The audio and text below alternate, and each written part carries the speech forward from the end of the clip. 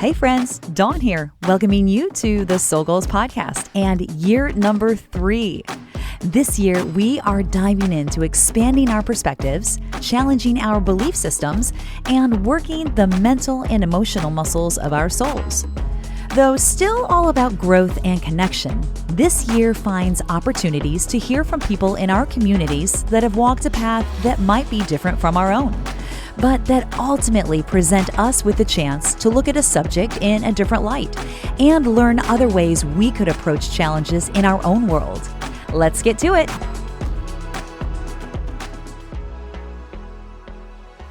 Hi, everybody. Welcome to another episode of the Soul Goals podcast. My name is Dawn. Oh, look at you, Rachel. We get the little shoulder shrug going on. Let's go. That's Let's right. go. Yeah. Hey, if you're not watching this on YouTube, you really should be, because the beautiful Rachel Marie Martin is joining me today in the virtual studios. How are you? I'm super good. I'm super excited to be here. Oh, I love it. You guys, Rachel and I met randomly at, interestingly, a Yes. podcast meetup, maybe a few months ago. And I just, when we do the breakout session and you can talk to the people in the room and kind of do some networking, I was talking to another group and out of the corner of my ear, I heard somebody say Mount Juliet. And I'm like, Mount Juliet, Tennessee? That's a random place to say. I know where that's at. So I made my way over there to talk to you and your husband. I was like, where do you live? Where are you at? Mhm. Mount Juliet? What, you know that area? How do you know that area? And then we just started speaking. And like a couple weeks later, we got to sit down and have coffee and just so enjoy your presence and just so enjoy what you're doing. Rachel Marie Martin is an author, guys, an amazing author, 3 books in publication right now. She's a speaker. She's an online creator and a mom of 7 wonderful human beings. 7. How are you Yes. doing that? Yes. I tell people all the time, it's not like I can wake up and say, you know what, today, guys, only 4 of you get me. So I just do. I just manage. It's just what I do. It is what you do. And here's the thing too. I want to say this. I had no idea that your platform, Finding Joy, was you. Finding Joy on Oh. Facebook started years ago. You are at 1.1 million followers. And I want you to share with people why it was that you started this platform in the first place. It's very deeply personal. I know what you've talked about, but I want you to share in your words, what this brings for you. Okay. Well, what's interesting about it, so I started Finding Joy, the blog, in 2008. Okay. And in a little bit prior to that, I always tell people, like, my publicist likes to call me an OG mom blogger. So I'm always like, really? But I guess I'm one of the early adopters of that. I And get that. I started it because I mean, I was writing online. I've been in Yahoo groups. I mean, I tell people when the internet started, I was like, yes, a place for me. So I just was immediately an early adopter. And then I was in Yahoo groups and people were starting a blog and I thought, well, maybe I should do that, which has become a life thing of, if you hear that question, like, well, what if I try? It's kind of like it's your soul hinting, maybe you should try something. And I started way back on Homeschool Blogger. And I remember the day where I was like, you get to this moment where it says choose a name. Yeah. I'm like, I don't know. I don't know. And I thought about it. I was in my first marriage, which was very, very challenging. And I didn't have a lot of joy. And I remember thinking, well, I'm going to do Finding Joy. And that is how it started. I just remember typing it in, making a little header for it. And from that moment, it kind of grew. And then with Facebook, I tell this story a lot because I think it's so important for people to hear. Is Facebook came around and then all of a sudden they announced they're going to have these pages. And I thought, well, I'll try that. And my very first Facebook post ever was, well, I guess I'll give this Facebook thing a try, which That was your is first post? yeah, I'm like, that is so perfect. Like, if I could go back to me back then and be like, way to go, girl, you chose wisely. Because, Yeah. like when Twitter started, people be like, what was your first tweet? And mine was probably really lame, but the first one for the business that really changed my life, I'm like, what a great quote about giving something an opportunity. And Right. that is where that page started, I think in 2011. 11. I was a That's very early crazy. adopter of that. Oh, I love it. But the thing that I'm hearing you say, and this is the preface for our conversation today, is what is your why? It's like the Mhm. intention and the purpose behind your life and what you're doing with it and how you're moving through it. And I think that's the thing that really drew me in when all of that was said and done. It was like this whole you have this huge intentional kind of energy about you. And when you have that, I feel like you move in a way that is productive, that is Mhm. supportive, that is it helps you find your purpose a little bit more deeply, and then you can bring that to other people. So when we talked about you being on the podcast, I was like, I want you to talk about what your why is, because so many of us are always searching for what our why is. And Right. in that season of life you're describing, what your why is, you're looking for some joy. You're looking for something that is going to feed you and give you the lift where you're not at, like trying to get you into a place that's loving, supportive for yourself. And then the rest is history. But also, before you go into more of that, what's your why? Let's also go to the fact that 3 books under your belt. You have The Brave Right. Art of Motherhood. You have Mom Enough, which, by the way, that's an amazing book. That is letters, right? Specific Mhm. letters that you've written. And then your latest book is Get Your Spark Back. This one, I'm holding it up. If you can't see it, it's a gorgeous cover right there. I Everything's coordinated with available. it. Yeah. Yes, right there with your shirt. It matches beautifully. Yeah. But all of them are available on Amazon. And I want to tell you, the Get Your Spark Back deals with burnout. Mhm. And all of the things that your books and your platform, Finding Joy, kind of encompass, when I look at it from a bird's eye view, is this really intentional place of finding your purpose, searching it out, uncovering it, and just going for it. And that speaks to what you talked about your first post being on Facebook.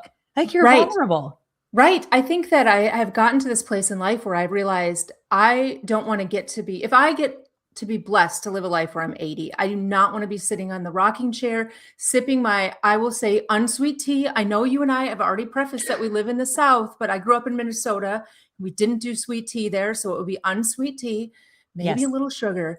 But Yeah. I don't want to be looking back going, I wish I had tried. And so I Mm. go through life with this idea of, what will I regret more? Will I regret trying, or will I regret sitting on the sidelines? And right now in life, my big thing is, because I turned 50 last year, I don't want to fade at this season of life. I don't want to sit on the sidelines. I want to step in and live life fully. And that's where my writing is. It's pretty much been the same thread throughout, but shifting as I've shifted and my kids have aged. It's really been about this life that you have in front of you. This is your one shot on this planet to live this earthly existence.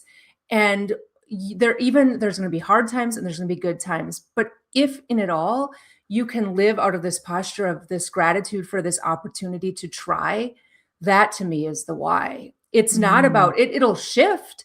I certainly don't think like the 20-year-old me, I wouldn't expect what she thought was right to be what I should be living out now. And I think Yeah, that's for where we get sure. stuck with purpose, is we think we have one purpose. I have to figure out the exact purpose. I have to know all the parameters. And then we're stuck because it doesn't, like, the purpose we had when we were 30 doesn't match the purpose I have when I'm 50. And I wouldn't do that to my kids. I wouldn't say to them, when you were 8, you decided you wanted to be a ballerina or an astronaut. So what are you wanting to do this in college? Because we realize you ebb and you flow and life gives you stuff.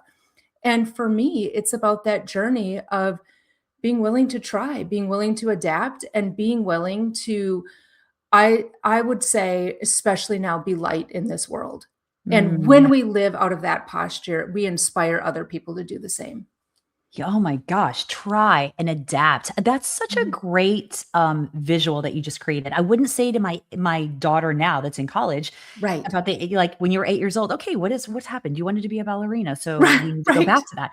Yeah, that's what a great way to let us off the hook by saying that and doing it with Right. grace, and the fact that we have seasons of life that we all walk through. Like you said, everything is a little bit, it can be ups and downs, everything that you do. But I love it. You step into the gratitude, and Mhm. the gratitude for the ability to try, and the gratitude Right. for being able to rediscover something about yourself. And that's amazing. Okay, so just turning 50 last year and now stepping into this new phase of life. Tell me a little bit about where your why is now. at this Uh, age with the success that you've had with your platform, with the books, with your authorship, with your speaking, everything that you've done. You've had such a wonderful, just a blossoming career. And is that shifting for you now, do you feel? First of all, I think I need you in my house all the time. Like when there's chaos, I'll just have you repeat that and everyone can hear it. Like, hey, listen, look at your mother here. You're But so sweet. um, has it shifted? I would say I'm even more intentional now because if anybody's listening, when they have younger kids, especially if they're under 2, your job is pretty much keeping them alive. Don't cross the street. Don't put your hand in the stove. Mhm. Don't do this. I mean, you're on full time. And now that they're older, I'm still on. Like I still know prom just happened. It's almost 1:30. Are you coming home? But there is this space, there's margin in my life again that I always Mm, call it that like blank space on the page where because it's there, which is why I think get your spark back is important too, is a lot of us all of a sudden enter that space and we don't know what to do. We're like, yeah. oh my goodness, I have spent my entire existence managing little people, growing into bigger people, growing like this. And now I don't know who I am anymore. Oh, And wow. so Yeah. I've been on this huge quest to be like, that's okay.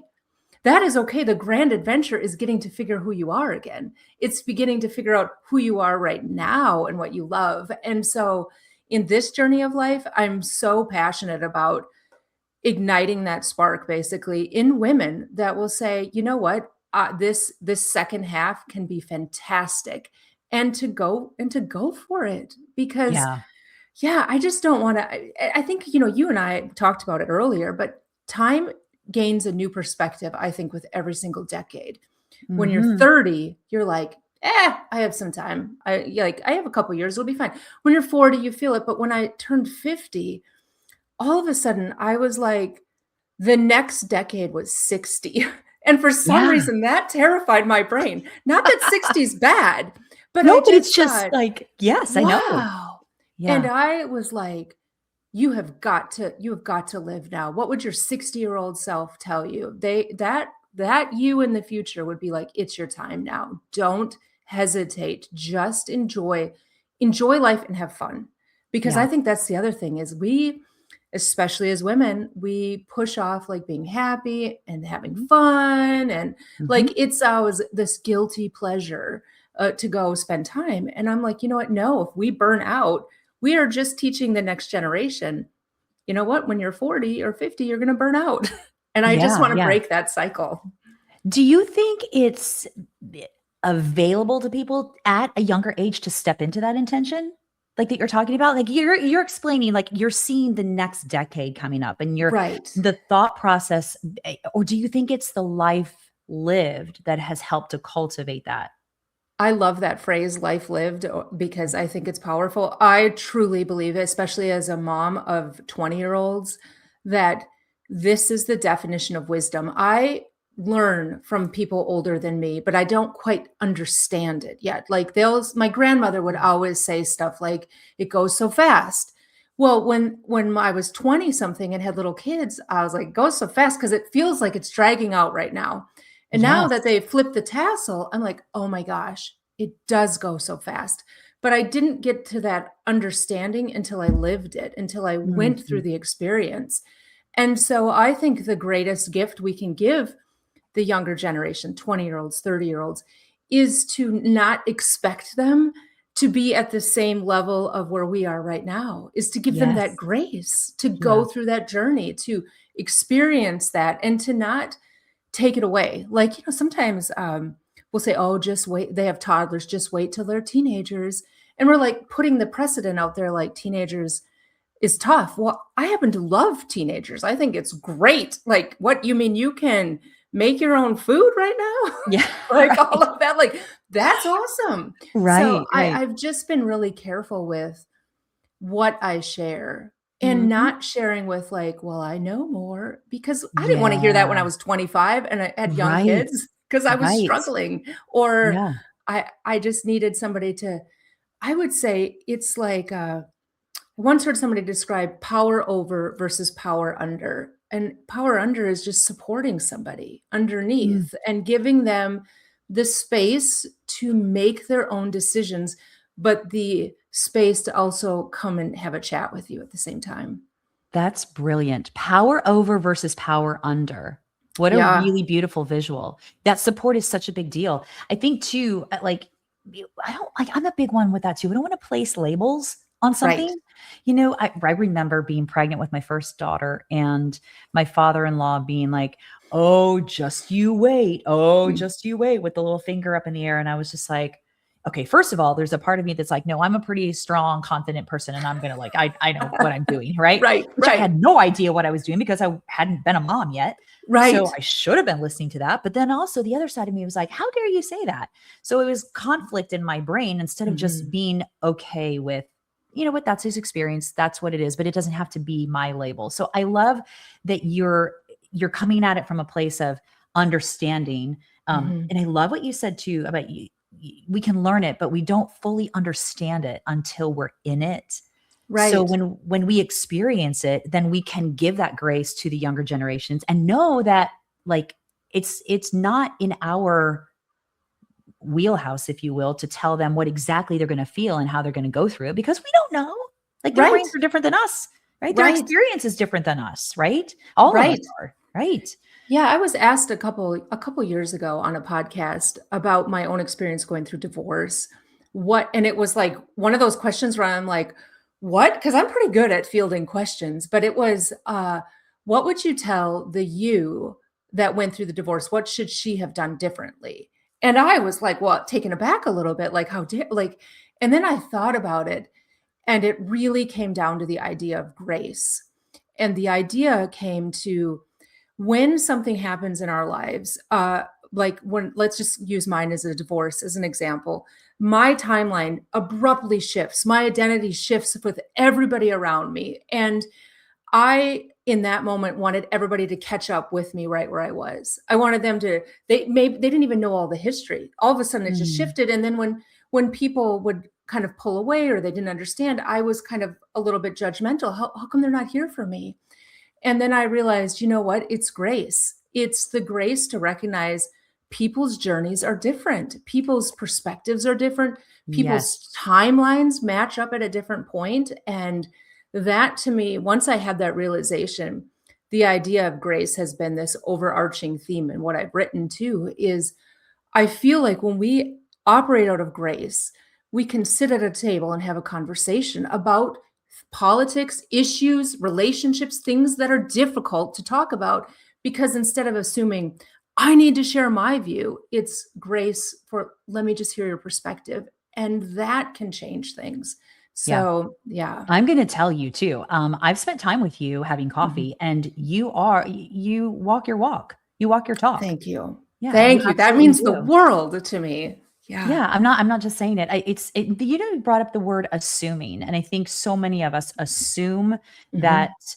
we know what's happening. We assume that we know what that person is going through, what that person is experiencing, and then we then take on that energy and then we feel it and then we misconstrue it and misunderstand it when it may have nothing to do with us. And Right. the grace element, like you said, the overarching factor for you with Mhm. the things that things you're creating, the things that you're putting out there on social media, and everything that you're doing from your Finding Joy platform as a whole. It's so relatable and it's so attainable.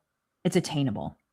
I think grace, it's a powerful tool because so we talked about the page. Managing, I mean, there's 1.1 million people that have access to it. And people have told me for years, I really like your space because there's no fighting there. There's no conflict. There's none of that, which is a huge thing for me, is because I actually call that space a sacred space. I Mhm. have labeled it that and I will guard it. And the people that are regulars there where I consider them friends, they too want that for that space. But what Yes. I've learned is because you're inevitably going to have a critic, you're inevitably going to have somebody because people read words and attach their own meanings to it.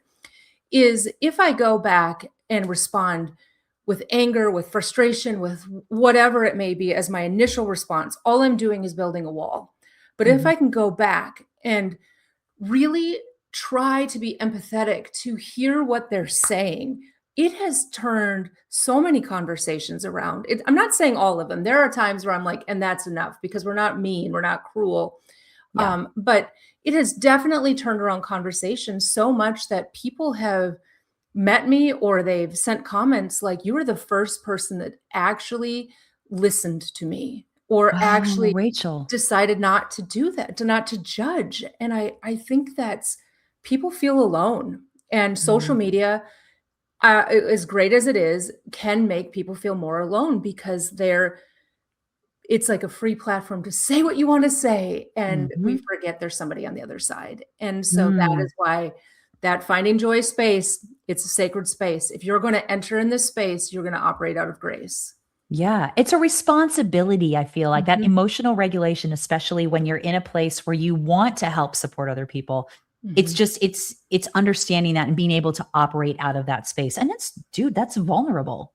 Being able to tell somebody when you're upset, when you mhm. feel like they've said something that may rub you the wrong way, to meet it to actually turn your car wheel and go the other direction is really that is a superpower vulnerability right there. I to quote the what is it? Peter Parker and Spider-Man, "With great power comes great responsibility," that line, Yeah, but I do yeah. think that there is a level of responsibility that I have been given. I'm very grateful for this opportunity in life. I tell people it all the time. I'm so humbled by it. But there's also responsibility that I have taken on that I don't take lightly. And I really truly believe that that is my part of my calling in this world is to be light. I think when you and I had that coffee, I was saying that a lot of times I'll tell women that for thousands and thousands of years, we have fought for for our voice. Like our generations before us would fight and want us to have this voice. And now we have it. And now we have you and I are sitting and recording our voices and sending it out to the world. And Yes. the best way to honor those women is to respect it and to give it that authenticity and that power and that grace and then that inspires the next generation. So I Mm, definitely feel that almost pressure. Like sometimes I think they're like, okay, you are in the spot we dreamed about someday happening. mm. And that really keeps a good filter there. Yeah. Well, how do you balance that? That finding your why, that purpose, that drive, that grace Mhm. with life, with when life is lifing. You know, when things are falling apart, how do you balance that when you feel like you're off center? Like if somebody was listening today and they're like, "Yeah, Rachel, that's great. Yeah. Amazing. You have no idea." But really, Right. I mean, they don't know your story fully either unless they want to do a deep dive on where you came Right. from and what you walked through. So we all have our stories which all matter, which all count, and let's make a difference with them.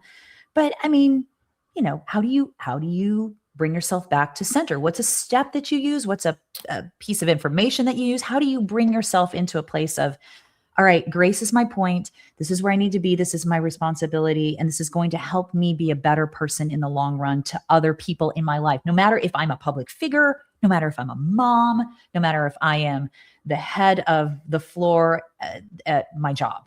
Right. For me, it became an understanding of how I process emotions. I know that there are some people in life that can process emotions like a flip of the switch, and I've never understood that. Like, I'm like, "Are you kidding me?"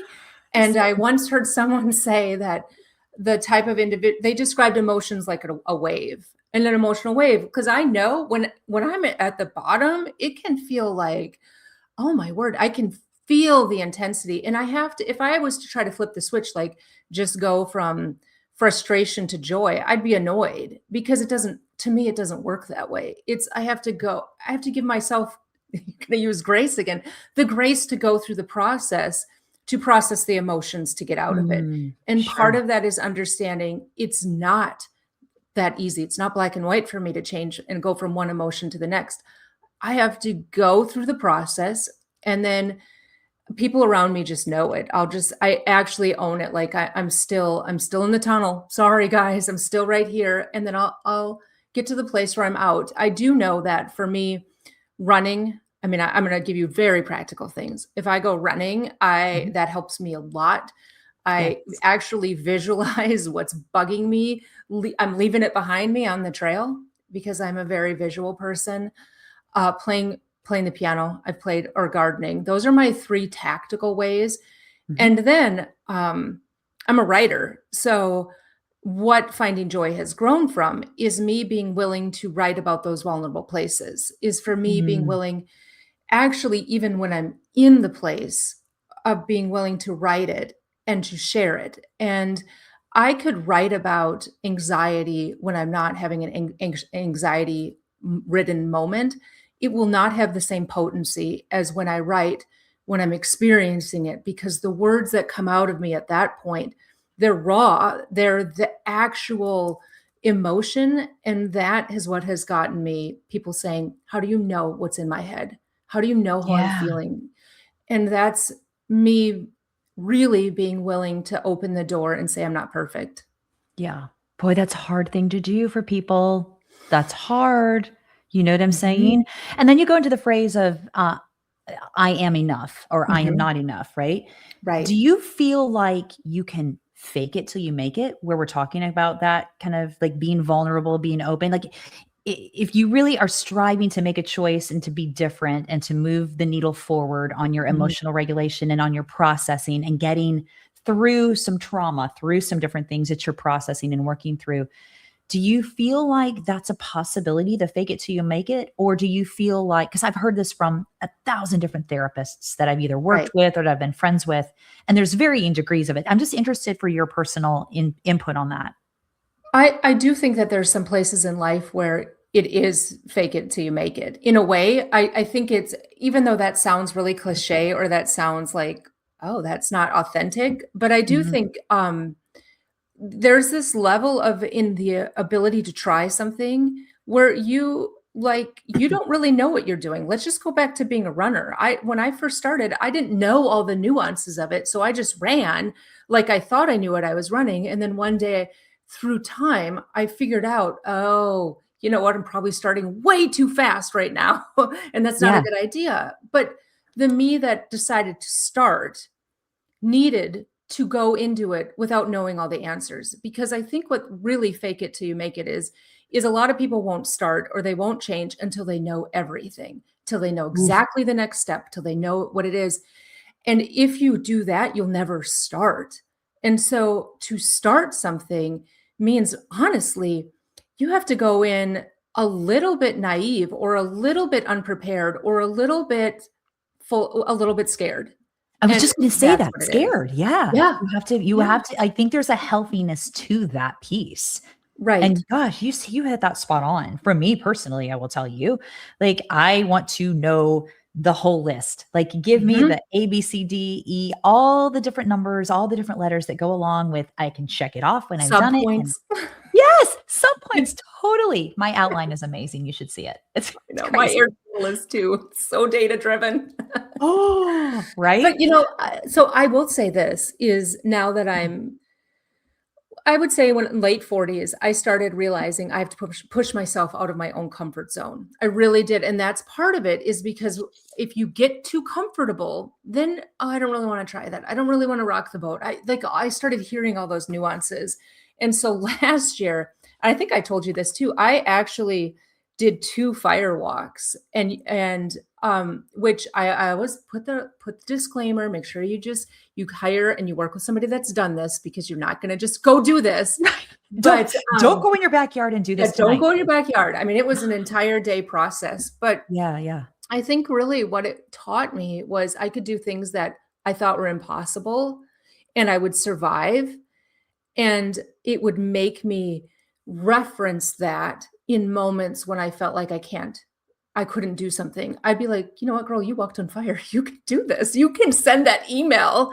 But Yeah. there was this, like, actual, going back to the tangible reference point of things that I had done that were a little bit uncomfortable, or where people looked at me. Like, there was a time right when I was writing Get Your Spark Back, where I was at a coffee shop and somebody said, to my stepdaughter, "Have you ever done acro yoga?" And she's like, "No, no, no." And they're like, "Well, do you wanna try?" And she's like, "No." And so then they was fine. And then about halfway through, he looked at me and he said, "Well, you wanna try?"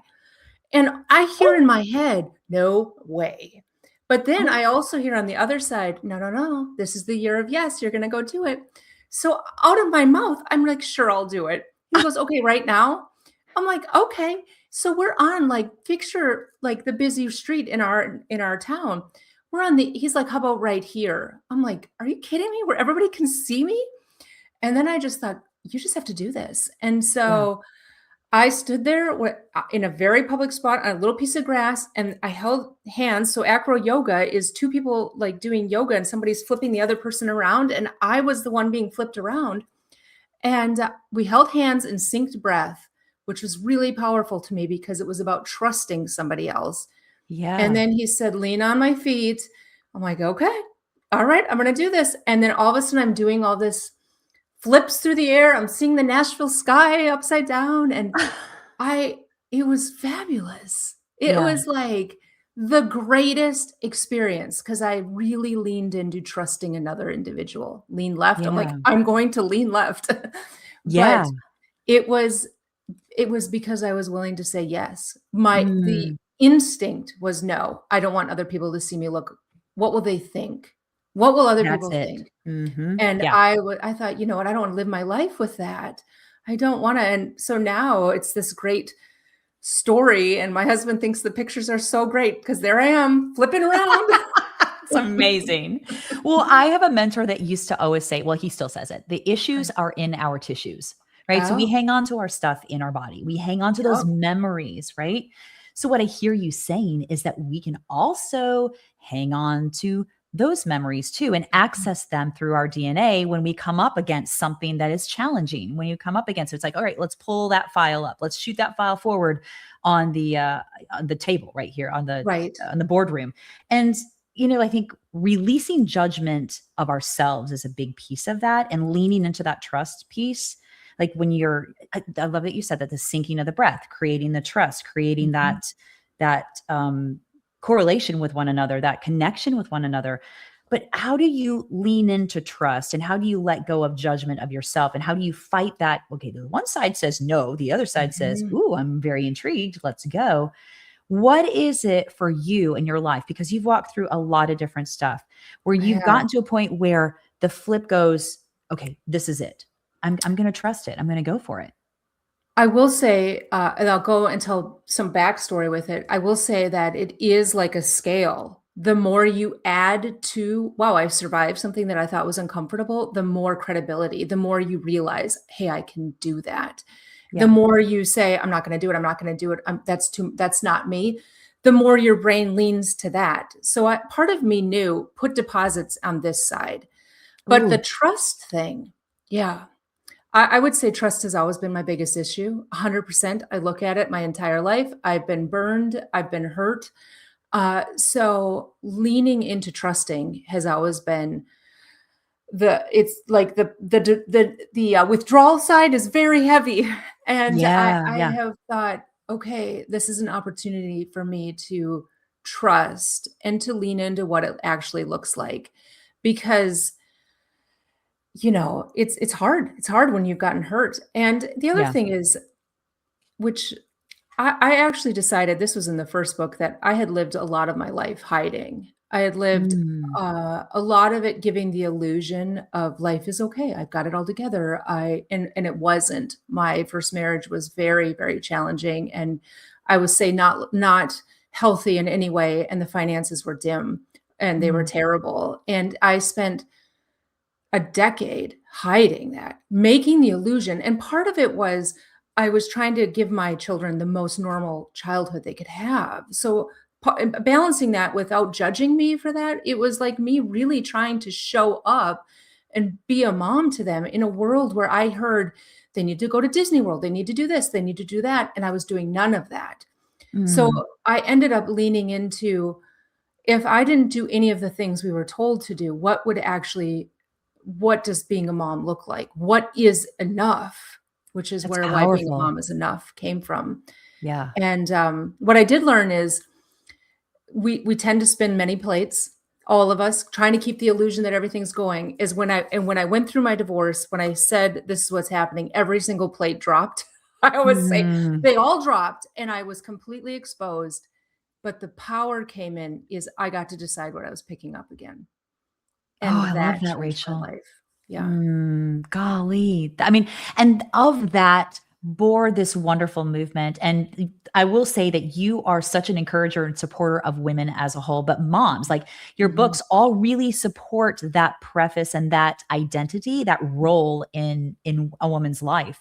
So tell me a little bit about the second book, because the letters in the Mhm. book are pretty personal and they're pretty pretty insightful, and they're very meaningful in Mom Enough. So the second book actually came as like a with my first with the third book. What happened was is on Finding Joy, I started writing letters to moms. I started writing the first one that actually went real super viral was Dear Sweet Mom Who Feels Like She's Failing. I wrote that in 2013, I believe, or 2012. And people would say to me, this was back when the internet was like Instagram was perfect. It and Pinterest is perfect. Like I'd be like, oh my goodness, how do there two toddlers sitting on a white couch eating a chocolate ice cream cone Right. and nothing? Like Right. perfect. And my life felt like it was falling apart. And Yeah. so again, I learned to lean into the vulnerability of myself. That is what I had a reader write to me that said, "I love what you write, but I feel like I'm failing."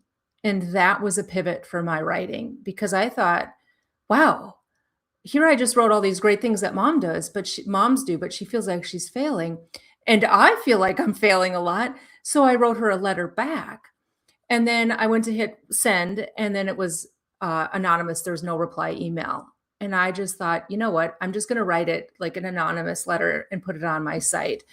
And I had this trepidation because I thought, I am breaking the mold of what we share on Facebook and on Yes. our blogs. And I had a friend that was like, "You hit publish right now." I'm like, "Okay." So Oh I my gosh, I did. got chills when you were Yeah. talking about this. Like Yeah. that's yeah. Yeah, I did. And I mean, I'm still friends with her to this day. I thank her for it all the time. And it immediately went viral. And women would be like, "Thank you so much for putting a picture of dishes in your sink." Like it was, they're like, "You are so brave." That I mean, I would get, "You are so Wow. brave." And I realized there's a lot of us that feel alone. There are a Yeah. lot of us that we know that behind the screen, there's probably stuff pushed to the side, but we only are seeing the snippet. And I just Mhm. wanted the simplicity of motherhood to matter. So that's what these letters are, is they're points. Every single letter in that book is something that I went through as a mom. And I would just write about it and share it about when they were little, or my son who has celiac disease, or when you feel like you're failing, or how you show up. And I started writing these letters on the internet, and then I put it into an ebook. And I tell people all the time that that ebook actually was the start of changing my financial story. And then when I wrote Get Your Spark Back, the publisher's like, "So, could we take those letters that you have in an ebook and on your site and put them into a book?" I'm like, "I've already written them." They're like, "We know, maybe just write one more." I'm like, "Done." Okay. So Yes. I'm like, Yes. "Okay." So Yeah. we did, and Mm. that's what they are. That's like I tell people all the time, it's not meant like to read it all the way through. It's more like you just open it, like the chicken soup for the soul, but you just open it and you're like, "Oh my gosh, I'm feeling that way." Yes. And then there's a It's letter. Yeah. Well, it's relating. It's relatable. It's so Yeah. that's the biggest piece. And that's where people feel met, feel seen, Mhm. feel heard when you are that reality of who you are and you're putting that out there in such that vulnerable way that as you are. I mean, Yeah. Well, in fact, you saying you match who I'm when I met you, you match what you write. To me, that is the greatest compliment is because I've gone to lots of events, and spoken, and then to see the incongruency is mhm. to me, I really value congruency. And I think it's on Seinfeld, the character George one time was dating a girl, and Jerry, his friend, was like, "Hey, could I meet your girlfriend?" And he's like, "No, no, no, no, no. That's worlds colliding. We can't have worlds collide." And it just stuck. Like, no, no, no. If you meet me at Target, I will be the person that you have that matches what you've read. Yes. So I Yeah. definitely try to live that. Well, you are. You're being very congruent. Your whole demeanor and the way that you are with everything that you're doing, the work that you're putting out there is very congruent with the things that you're saying here today. And I would expect nothing less after meeting you. It's just very, it's. I think we're probably leaning now, and get your input on this one now versus in 2013 when you Mhm. published that first very vulnerable piece of writing. Do you Right. think it's more applicable now? Like you're going to open up Instagram and you're going to go, "Oh, well, oh, somebody posted that. Oh, somebody posted that." And Right. it's going to be something, I mean, people are more willing to show that side of themselves? Definitely. Definitely. I think that we're more willing to show that side, which has been an interesting, I don't know, it's a paradox in some ways because I always wanted my writing to be, I hear you, and meet the person where they're at. That Yeah. emotional part in the beginning, and then truth. And then, but I never wanted it to be, let's just stay here and let's just kind of wallow in here, like high five, bad day. Cause you can see that, like you stay low. I always wanted it to be, what's the next thing we can do? And so the paradox I see sometimes now is it's almost okay to be in this spot. Like, I feel like I have to be like, "Okay, let's do the next thing. Let's really let's push ourselves a little bit." And I find myself, well, do I write that way? Because there's a lot more, constraints in a way that I feel like with writing, there's a lot because there's a lot more eyeballs on it. There's a lot, in some Mhm. ways, more rules. But Yeah. I still feel like my mission, my calling is to say, "Okay, what's one thing you can do today that will change your tomorrow?" And to Yes. say that unapologetically, because I truly do believe that people will say, "Well, I don't know how to start." I'm like, "Then just one thing today that makes you happy. One thing. Oh, I don't know how to do that. Okay, do you like coffee?" Like I will actually encourage them. And I say that after 1 year of doing that, that's 365 days of one thing, and you will never be in the same spot. But it's Mm. being willing. I think that's the big part is being willing to that the change is small because we Mhm. live in a world where it's like your whole life can change in 6 weeks. Just do this and 2 hours a day. And I mean, we hear all this stuff and we want it to be Yes. instantaneous, Yes. and change is not, and joy is not, and happiness, it's discipline. And Oh, thank you for saying that. That discipline. yeah, And I just want to remind everybody here that when you are continuing to say what you don't want, you're getting in your own way of what you do want. You're continuing, you and I are. love what you just said about it's the paradox. It's really true, Rachel. It's like we Mhm. want to be this change and we want to articulate this different way, but we also want to sit and talk about why it's been so hard and what we're going through. And this happened to me 2 years ago and I'm still feeling like this. Well, if it's happened to you 2 years ago and you're still feeling like this, then what's 1%? I always tell people, what's 1% that you can do to make a shift? And Right, is that maybe that's a thought pattern for 5 minutes? Maybe that's instead of saying, this is really hard and it's been really hard. Okay, we right, understand that. I hear that. I see that. We've been living it. But what's the next piece is if you don't want that, what do you want? And I think sometimes people have a hard time knowing what they want because they've been so mired in the stuff that they haven't gotten or the disappointments that they've lived. yeah, they don't know how to. I mean, I understand it. To me, it's this identity work. It's hard, which is very intriguing. It's so hard to change that identity, especially if you've that's always been like where you go to. You define yourself like I have the struggle, I have this or whatever, and it's really hard to shift it because first of all, there might you don't have the blueprint. It goes back to that start. Well, what does it look like if I live that way? And if you surround yourself with people who are congruent with that identity and you start to shift it, then you put yourself into that, well, who does she think she is? Or like Mhm, all that stuff. And that goes through mhm. your head. And so I think the greatest gift we can be as friends is to be the truth teller and help people get like to call people out every once in a while, which again, the paradox is we live in a time where, well, how do I do that? And Yeah, so I definitely find myself writing specifically about that again, this is if we go back to the very beginning of our conversation, this is my one shot on this planet again. It is my responsibility to try. It doesn't mean have to be perfect, but I definitely don't want to squander this opportunity. And I'm telling you, I've gone through some really, really hard stuff. And, like nobody goes and puts in their high school yearbook, it's going to be fun when I'm 40, I'm going to get divorced or I'm going to deal with this, but we all have stuff. We all have it. And then I think what happens is when it happens, we're like, well, how did that happen? That wasn't the plan. And the life is really okay. That part that I don't agree with it. I don't like it. I feel like when we try to move on, part of our brain thinks that we have to be in agreement with what happened in our past. Like moving on Oof. uh Wait, does say that. that again. Say that again. Okay. 'Cause When we that's move important. on, I think people get stuck, myself too, because we fear that in being happy again, we're in agreement with something bad that happened in our past. We're Mm. okay with it. And ooh, that gave me goosebumps You because don't have to be okay with you it. don't, That's gosh, you that's so real. don't, you don't.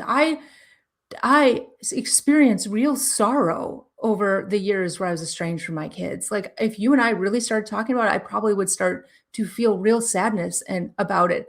But I can be okay with that. I can see it.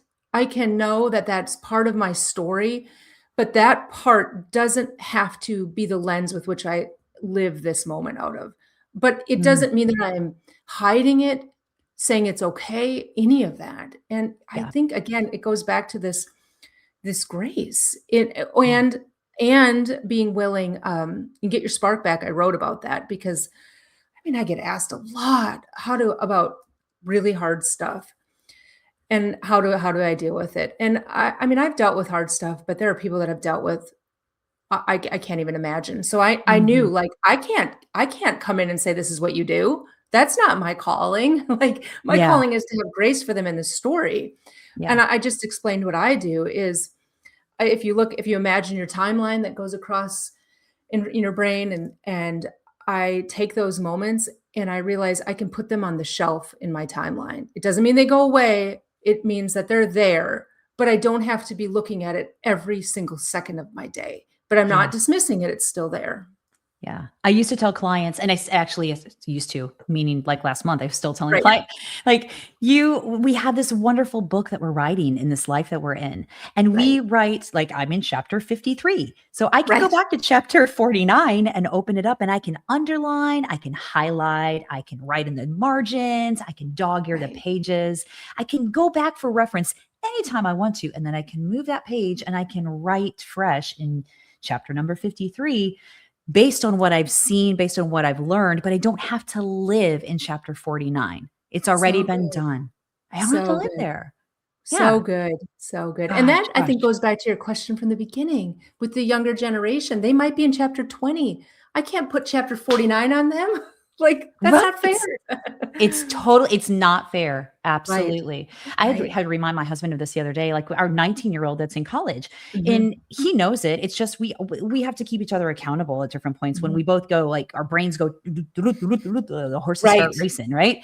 And it's like, hold, please. We are concerned about making a mortgage and a car note or different things of that nature. And her life is about her classes, her right, friendships, her sport, her what she, all the different right. things she's in. So we have to keep it relative. So I love it. Yeah, you can't put number 49 on number 25. I know, Doesn't it's work. so true. And you know what? Yes. I think that we touched on something that's so important is the idea, like, I'm a real, like, just I realize that I am a justice person, so, like, but I also realize life isn't fair. Yeah. And when we try to take that away, I remember, so I touched on my youngest guy has celiac disease. He's diagnosed as a baby, a toddler, really young. I wrote a lot about it, speak about it. But and he's older now, and he's this an advocate for himself. He's fabulous. But when he was about 3 or 4, I was at the GI doctor with him, and they have to do lots of lab work. And I'm holding him. I have to, if you've ever had a 3 or 4-year-old where you have to do lab work, they're not agreeable. They are not Right. happy with this. Like you can reason it all out, whatever. Yeah. And so as a parent, I have to actually hold him down for this. And I found myself saying, "It's okay, Samuel. It's okay." And then whatever on the other shoulder was like, no, it's not. And I said to him, Samuel, this is not fair. And I'm really sorry that you have to do this. And from that moment, I realized that statement gives the power back to him. If I'm telling him, it's okay, just let this happen, then it's confusing. But the idea that when somebody goes through something that's hard, if you can say, you know what, I'm sorry, that is not fair and that's really hard. You are meeting them in that real emotion versus trying to make it softer, because honestly, I think we try to make it softer so that we feel better. It's Oh, easier for us. 100%. Yes. Yes. What you're So, saying is yeah, validating. When we yeah, validate someone's experience, right, that makes right, them stand in a place of more power for themselves. That's been my right. experience. Yeah, it's not like, let me tell you, he still had to do the lab work. Yeah. Like, he still had to go through that process, and every single time he still has. But Mhm. because of it, he has learned to be a teenager who will say, I would like the butterfly needle, and I'll tell you when I'm ready. Like, he knows what it is, because instead of me controlling it all and me trying to make it easier than it was me saying, I know this is really sucky. This is awful and it's hard. Yeah. What can I do to be here for you? And being Yeah. the one with him. And that concept has really helped me too with like the going through divorce, like telling my kids, if I was trying to, like, you know what, guys, it's not fair. I'm sorry. I'm Yeah. sorry that this is your story. Like, Yeah. how I can't make it better. I can't go, Right. okay, you should just feel this way. Just be happy now. Like, I had to acknowledge this isn't the story they signed up for either. Right. They have their own path that they have to walk down. And I think it's Right. one of my mentors at one point told me, and I was having such a huge, rough period of life with my kids. They were little, Right. and I was like, Oh, oh, I yeah. just want to do this, and I just want to do this, and I just want to just make it Right. better, make it better. And she looked at me and just smiled and said, I'm going to let you off the hook. Like, you can't carry them for the rest of their life. You have to walk beside them. So hard, but it's so true. Right. But it's there's the paradox. It Yeah. is. There's a That's the paradox. word bittersweet, which I did not understand until the first one left the house. I Mm, thought I understood what bittersweet was, but that moment of graduation or when they leave, oh my goodness, you are so happy and so sad, like, at the same time, that kind of like, it went so fast, and that yeah. I was like, "Oh, that's what it means." I had Yeah. no idea, and now I Yeah. just like, "Yep, that's it. That's it. You That's it." recognize it now. Your Yeah, DNA remembers it because you had the yeah, experience. Yeah, the yeah, issues are in your exactly. tissues. Yeah, you're pulling up the file. Yep, yep. Yeah, I shared Golly. this picture with my daughter that's, she lives in Baltimore, and she had come to visit this summer, last summer, and I shared a picture that this is such a mom thing, but I waited with, like, watching the flight tracker, and then I knew the flight pattern was going over Mount Juliet that day, and so I knew it was her flight, and I took a picture of the Southwest airline in the sky, circled it, and I shared it. I shared it, and like, I started crying when I saw it because I was let she has Yeah. I'm so happy, she has this great life she's letting go, but I was so sad at the same time, Yeah. and this makes me so teary. The number of women that replied with the same pictures blew me away Oh, and from I their got own chills right there. stories. Yes, it's Mm. almost like saying, "This little silly thing that I'm doing right now, I'm gonna share it with you all," and then everyone else is like, "Oh my gosh, I thought it was just me." And then we become Mhm. a generation of women that are like, "Okay, I love you for that little thing." And then they'll share Yeah. like, "Look at the flight path and what they did," and we think, "Am I the only one?" And then Oof. it's so beautiful when we know we're not alone. Yeah, that brings up a whole other point, that the isolation that we feel like we live in for so much of our experience that we really are not. But you're being brave enough by putting yourself out there with someone and saying, this is what I'm feeling. And Right. that those emotions can both exist, the sadness and the happiness can both exist in the same soup bowl. Like they can, it's a stew, right? It They all go is. together. It It really. is, but, and I think that's the beauty of life is or the places that we hide from can become the very places where we bring healing. So I referenced in my first marriage the really bad financial stuff. I mean, I don't even have words. It was so challenging, but I hid it because I felt so much shame about it. And what Mhm. fast forward is when I went through a divorce, I ended up changing my story. The very first time I was on national television was me talking about women and finances. It was Oh, me talking about that financial story. Like, and then that led to me talking to the state of Arkansas for their Smart Women, Smart Money conference, which then led me to talking to the state treasurers at their convention. Like the state treasurer from Kentucky, the state treasurer from Indiana, they all meet and I give this keynote speech. And I say that to say, if I had hid that story, I wouldn't have been up on a panel talking about policy and reform. So wow. I just Wow. feel like when we share, we open up the spaces for healing for other people. Yeah. Now, I will say this is I shared a picture from that day of when I was there because my publicist was like, take a picture, Rachel. I'm like, okay, okay. And it said today is, and then it said November 9th. And that picture, this makes me super emotional still. That day looked to my readers as the pinnacle of, like here I was, this author, I got to be on all this, do all this media. That was my son's birthday, who I was estranged from on that very day. So in that picture, from the outside, everyone might think she's got it together, kind of like pictures that you've shared. Mhm. Absolutely. And on the inside, I was breaking. I was Mhm. it was the dichotomy of both Yeah. joy and grief in that moment. Yeah. And so I got home and then I shared that post with readers. And that was the first time I really had shared about that part of my life. And again, the hundreds and hundreds of women that said, I thought it was only me. Mm. And it's not just they're not just connecting with me, they're connecting with hundreds of comments from other Yes. women that are holding space for them in ways that I couldn't. Like they're commenting and loving on each other. And a lot of readers, which is the most beautiful thing, have become friends. Like a Oh, I couple love came that. to Nashville and they visited it. I'm like, they became friends from a group. And I was like, Yeah. this is so cool. Well, I think it's wonderful because what it's doing, it's holding space for people that may have never had that experience of having Right, space held for them in the right. most healthy way. I think, our intentions are always great. And I think that we have to be mindful about where our intentions are when we're trying to support and help somebody.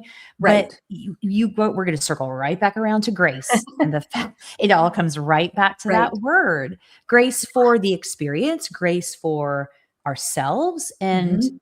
and then vulnerability. Wait, Mhm. you talk about the shame that you're feeling behind those closed doors, and it looks like this wonderful thing that you're doing. And you know what? It is because it has such a pivotal piece of your life attached to it. But Right. then other people knowing what else is happening behind the scenes, just gosh, and that's a testament to we never really know what someone is walking through. We never really know. Yeah. No, no, which I try to remind myself of that all the time. When I'm at Kroger, when somebody's Oh, irritated at me, when I'm driving, yeah, whatever it yeah. might be is I just don't know their story. I just don't know what's happening. I remember, going back to that son Samuel, one time he had a biopsy, and I remember it was short, it was just outpatient, stopping at Trader Joe's. This is when I lived in Minnesota, and walking through the store wondering if people knew because I was tired and I was weary and I was sad, and I got to the end and the one of the employees ran and got some flowers and he said, "Just because." And I wonder to this day if he knew, if it was just their policy or he could see it on my face or the little hospital armband was there. But that act of kindness, it made me feel somebody sees me in this. Yeah. Somebody sees me in this moment. And so I think that's the being light and the whole idea of being the ripple is Mm. Mhm. just to respond with kindness. My daughter worked at the Starbucks that you and I met at when she was in high Yeah. school, and she would say, "Mom, people are so crabby sometimes." I'm like, "Oh, I'm sure. I'm sure." And get this, her Yes. name is Grace. Get this. Oh, wait, her That's name the is Grace? kicker. Yeah, it's great. Her name is Grace. I And love that. so I said, "Grace, your job is you don't have to absorb it, but just be kind back. Yeah. Just just be kind back. Don't take it personally. You might be where it's coming out at, but if you can just be kind, you can change a life." Yes, even just an instant, the Right, 1%, because those people may not right, be experiencing any of that, and right. it's so hard. I mean, and you're talking about back earlier in our conversation about remarking to comments and reaching them from a place of gratefulness and Mhm. gratitude versus anger and animosity, and being able to do that and separating yourself from the Mhm. situation that may have 0% to do with you as a person, and not taking that on. That's beautiful information you gave your daughter right there. Well, I think they get nervous about it because they think that being grace operating out of that way means being a doormat. And I tell them all the Oh, time, "No, no, no, yeah. no, no, it doesn't. It doesn't. It means I know the boundaries I have for myself. I know the boundaries I have for my community. I know the lines that just they are not to be crossed. But that doesn't mean that I have to be like, oh, and feisty about it." So I think that's sometimes where people are like they'll respond if I write a post about kindness. Mhm. Well, it doesn't mean to be, you don't shouldn't be a doormat, because I think sometimes we associate that with like if I'm gracious to somebody, it just means I'm letting them walk all over me. It's very Mhm. different. It's very, very different. Sometimes the most gracious thing you can do is walk away. Oh, right. And Mhm. that's hard to do. It Hard to is. It do. is, especially because I'll walk away and I'll be like, "There's 13 things I could say in my head. I hear 'em right now." It's all going through the Right, right. filter There it is, system there it right is, now. there it is. But, Yeah. you know, Ah. I I've learned to I first read it in high school, Stephen Covey's book, 7 Habits of Highly Effective People, the very first self-help book I ever read. It was, react, be proactive and not reactive. And in Oh, my life yes. now, it's the pause. It is this idea of even taking a breath, catching it before I respond, giving myself that little bit of margin so I don't react. Did I ever show Yeah. you when we met my tattoo on my arm? No, but show it to me, and this is why you should Okay. look at this at YouTube too. She's Yes. showing It it. says Oh, pause, yes, look, I gotta get breathe. the glasses out. Oh, wait, she's getting her glasses on. Pause, Mhm. breathe, resume. Oh, that's so There you go. good. There you go. Yeah. It's so good. It's Pause, so good. breathe, resume. Take a beat. Take a beat, and I Right. think we all can do that. We all can do that. I love that you are so vulnerable with your words and your writing and everything that you're putting out there. And like I said, it's just it's you're the epitome of walking your talk. And I know it's not always been the case, and I know it's not always been easy for you based on your background and everything that you've had to go through. But those experiences have really made you this complete person of being able to look at it from a bigger picture. And I just want to let you know, I'm so grateful to know you, and I'm so grateful to call you friend. I really, Me it's too. yeah, it's very Me very too. meaningful for me, and the words that you have to speak and the support that you give to women in general and moms. I mean, the platform Mhm. started because of where you were coming from, and Mhm. we teach what we know. We talk about what we know. We educate on what it is that our experiences. I think that's really the uh, the preface behind a lot of our purpose and what our why is. So like Right. what in this season of life where you are right now, there's a lot of stuff happening, a lot of transition stuff for you and your family you were talking about before we hit Yep. the record. What is your why for this season of life for you? Uh, I would say it's really to step fully into my story. I've spent so much of my life and moms will get this, really pouring into my children's stories and still growing my story. But this is the opportunity that I have where I can step into that story. I can do the things that in probably 20 years might not be as easy. I might be able to run a marathon in 20 years, but I know that I can do it now. Yeah. Great. So it's really stepping into it and not giving myself the excuses. It's also for me going and professionally, it's really about being that inspiration for a whole bunch of women that are in that same spot about what does it look like to Mhm. live this second chapter? What does it really look like? What does it look like to give back?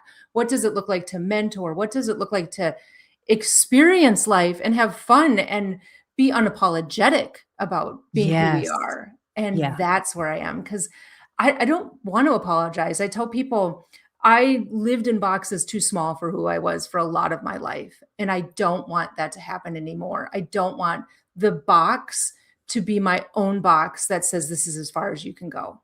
So Mm. that's what I write about now is don't live in boxes too small for you, for your spark, your vibrancy, like that. Like, let's be a generation of women that high fives each other as we're going on this amazing adventure. Amen, sister. High five right to there. Come on. Yes. Woo, let's go. There it is. Virtual high five. There it is. Everybody, get your spark back. Let's go. Order that puppy up on Amazon. It's a good one. It's in all of it. Like I said, the whole gamut of your platform is so meaningful about support and understanding and giving from a very gracious standpoint. So like you can't go wrong with any of your manuscripts. And if you get a chance to listen to you talk, you should do that. And if you ever get a chance to have a conversation with Rachel one-on-one, you should do that too. Just letting everybody know. Kind. Oh yeah. And we all need to step into our stories. So what's next for you? Like, where are you headed? Like in the next month or two? What's the summer hold for you? Okay. Well, we've got a couple kids moving, a couple kids going to college. I'm doing an event in June called The Line, which is interesting because it goes with what we're talking about crossing the line. That's that threshold where we're like, I think I could do it. I think I can do it. And it's about, okay, we're not going to wait anymore. This is what it looks like to actually start. Because I really, truly believe that a lot of, that's what we just need. We need a bunch of women saying, okay, if you run, I'll run. And then we do it together. And so I'm doing that, writing, and I'm working on putting together retreats for women, which is, people for years have said, hey, could you write a book? Could you write a book? And then I would always say, it's kind of like the universe is like, hey, could you write a book? Now the number one comment I get all the time is, hey, are you going to do retreats? Are you going to do something? And I really want them to be not just introspective, because I think that we spent a lot of time in our lives being introspective. I feel like this is the part of life where it's about doing stuff. It's about doing the zip line or doing whatever, getting on the plane or learning something new, and experiencing life and then giving back. And that's what I wanted to be. 100%. Oh, dude, where do I sign for the retreat? Let's go. Oh, you're in. That's awesome. Put me in, coach. I'm ready to go. I'm ready to play. Rachel, so thankful talking to us about your why, your purpose, your intention, and grace in this world and how you've moved through it. Oh, I've loved it. And I can't wait for coffee the next time we meet. Yeah, me too. I'm going to tell you this one last thing. Yes, is please. If someone's listening and they're like, I don't know my why, this is for you specifically. You are in the most beautiful spot you could possibly be in, because it's this amazing adventure to get to figure out your why again. So it shouldn't be a wait. I want you to change it from this day forward to what an amazing opportunity to find me. Oh, grateful for this opportunity. I'm grateful for you. Grateful for this talk, Rachel. Thank you so much for being here today. You're so welcome. Oh, have a wonderful day. Great rest of your week. Tell your husband I said hello. Okay.